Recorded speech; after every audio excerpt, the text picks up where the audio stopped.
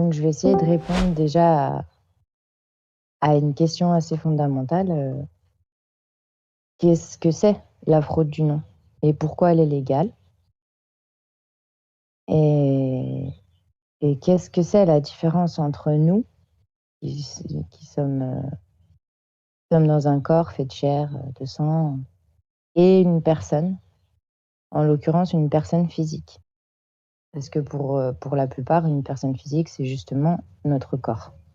Alors qu'au niveau de la juridiction, c'est pas tout à fait ça.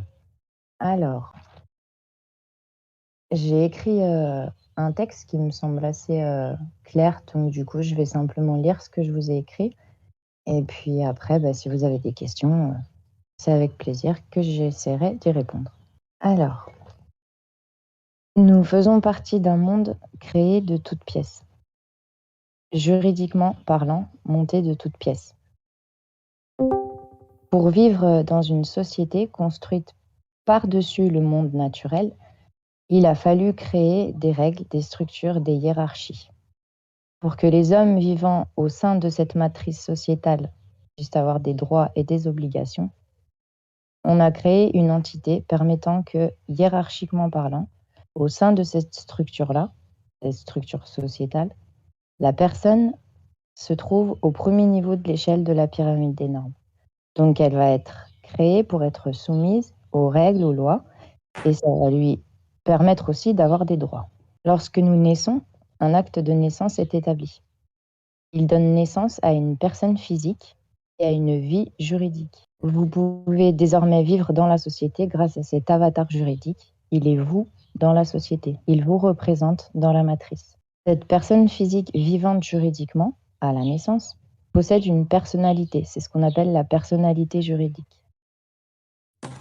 Si une personne physique bafoue des lois ou des règles, c'est sa personnalité juridique qui sera mise en cause au tribunal ou devant la justice. Pour qu'une personne ait le statut juridique d'une personne physique, telle qu'elle l'a eu à la naissance, il faut que cette personne fasse preuve de capacité. Là, j'énonce simplement la définition d'une personne dans le dictionnaire juridique. Donc la définition d'une personne dans le dictionnaire juridique, elle peut être physique, elle peut être morale, mais si elle est physique, elle doit être douée de capacité.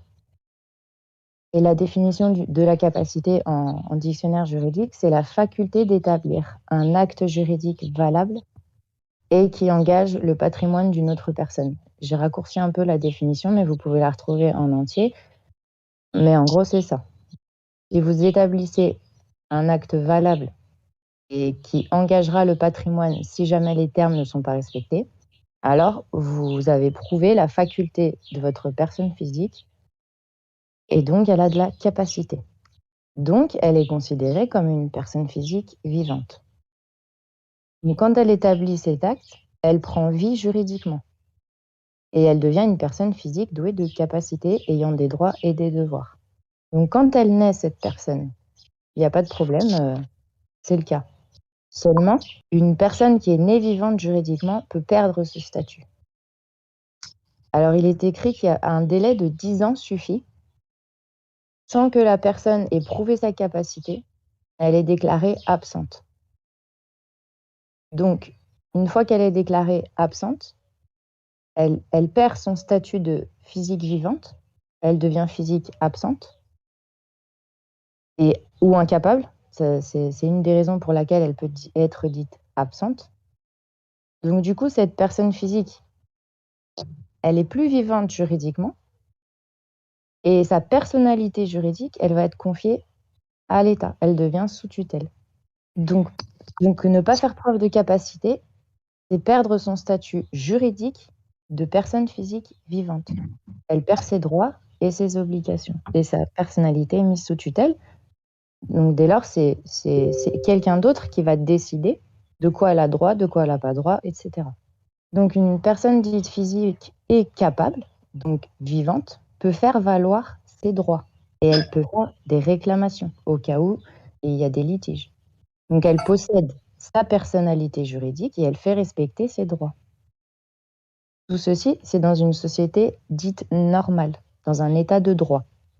Elle est soumise aux lois, elle est soumise aux règles, mais elle a des droits et elle peut les faire respecter. Donc elle a des droits et des obligations. Cependant, et depuis plusieurs années, l'état de droit, c'est terminé. Il n'y en a plus. Tout est devenu privé, tout est devenu société privée. On peut retrouver les numéros sirettes et sirènes de n'importe quelle institution, dont la République française. Donc tout ce qui découle de la République française, qui elle-même est déclarée en tant qu'entreprise commerciale, tout ce qui en découle est forcément du privé commercial. Donc tout passe dès lors par contrat privé liant les parties.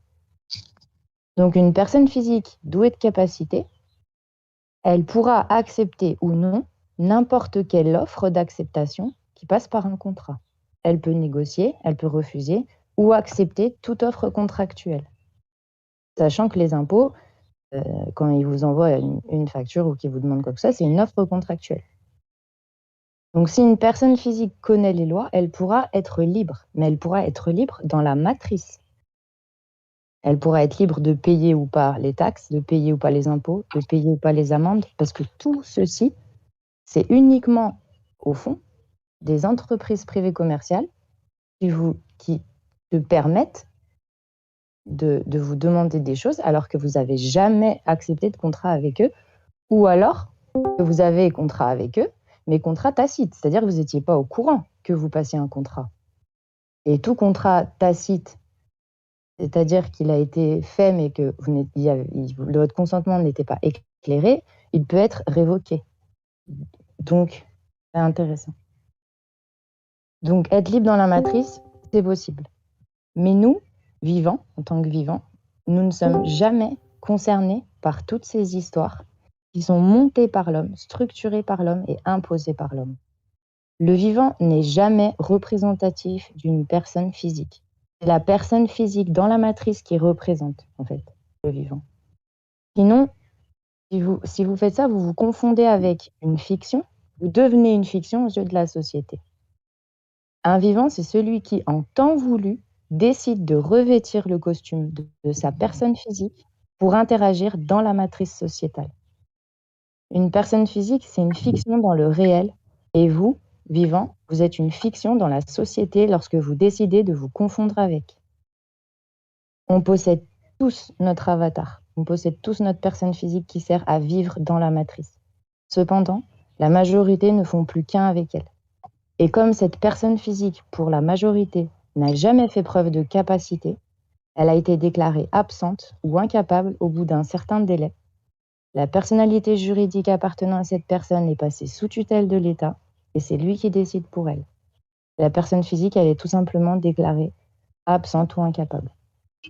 Donc vous, vivant, vous n'êtes pas au courant de ce changement de statut juridique. Donc vous continuez à mettre le costume de votre personne physique alors que en fait, elle n'a plus de statut de personne vivante juridiquement. Elle n'a plus le statut d'une personne qui a des droits sacrés. Donc, vous êtes traités comme des personnes sans droit parce que juridiquement, c'est le cas. Et que vous vous confondez avec cette personne disparue ou considérée morte juridiquement. Donc, en conclusion, pour moi, si vous voulez quitter la société, la matrice, vous pouvez le faire. Il suffit de ne plus revêtir ce costume et de ne plus vous confondre avec cette personne physique. Vous renoncez à tout ce qui provient de la société. Votre personne est morte juridiquement, elle n'a pas de droit, mais elle n'a pas non plus d'obligation. Et comme vous ne représentez pas cette personne, vous pouvez vivre sans aucune autorité que la vôtre. Soit vous décidez de redevenir vivant aux yeux de la société et vous permettez à votre personne physique de recouvrir ses droits. Quant aux obligations, étant donné qu'on est dans une société privée commerciale, il n'y en a plus. Tout passe par contrat privé légitime liant les parties. Donc votre personne physique doit savoir passer des contrats, connaître le droit des contrats, connaître les lois pour pouvoir les faire respecter. Mais aucune autorité ne peut soumettre votre personne physique sans son consentement. Donc après, c'est à vous de choisir. Voilà.